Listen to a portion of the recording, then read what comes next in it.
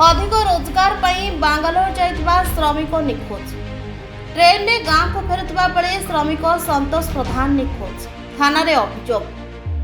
नयगढ़ जिला ओडगाँ ब्लॉक अंतर्गत कोमंड पंचायत मकरपदा गाँव बासिंदा लक्ष्मी प्रधान को स्वामी संतोष प्रधान ट्रेन में घर को फेरुवा बेले निखोज हो जाइथिबा नेई थाना रे अभियोग होइछि।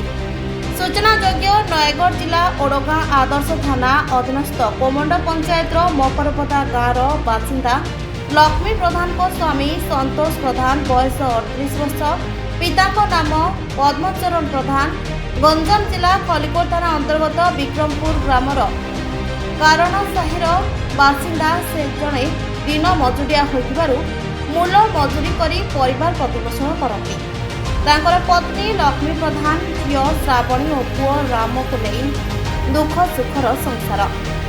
किछि अधिक रोजगार आशारे प्राय 6 मास तले दादन खटिबाई बांगालोर सिरा नामक स्थान को जाइथिले।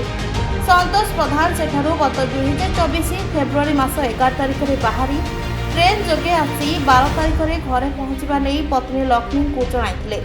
हेले संतोष घरे न पहुंचवा और फोन ने तांको सह जोगाजोग होई न परिबारु परिवार लोके चिंतार व्यतिव्यस्त हो पड़ा सह संतोष प्रधान को निखोज नहीं खलिकोट थाना समेत ब्रह्मपुर और बाणपुर रेलवे थाना एवं ओडगाँ थाना रे लिखित अभियोग करथिबा कथा तांको पत्नी लक्ष्मी प्रधान गणमाध्यम आगे जणाइछथि। 11 फेब्रुआरी 2024 तारिख संतोष ट्रेन में आसुवा बेले निखोज हो जाइथिबा नेई तांको मां शांति प्रधान खलिकोट थाना रे अभियोग करथिबा बेले खलिकोट थाना रे 18 फेब्रुआरी 2024 तारिख में केस नंबर 14/2024 एक निखोज मामला रुजु होइथिबार जानिबाकु मिलिछि। जदि कौनसी सहृदय व्यक्ति निखोज संतोष प्रधान को देखती बा केउठी थिबार कौनसी सूचना पाती तेबे निकटस्थ police station railway police station रे जणाइबा सह मोबाइल नंबर 7683975307 ने सूचना देबा पई परिवार लोके निवेदन करछथि। नयगढ़ जिलार प्रशांत कुमार प्रधान को रिपोर्ट प्रतीक्षा न्यूज।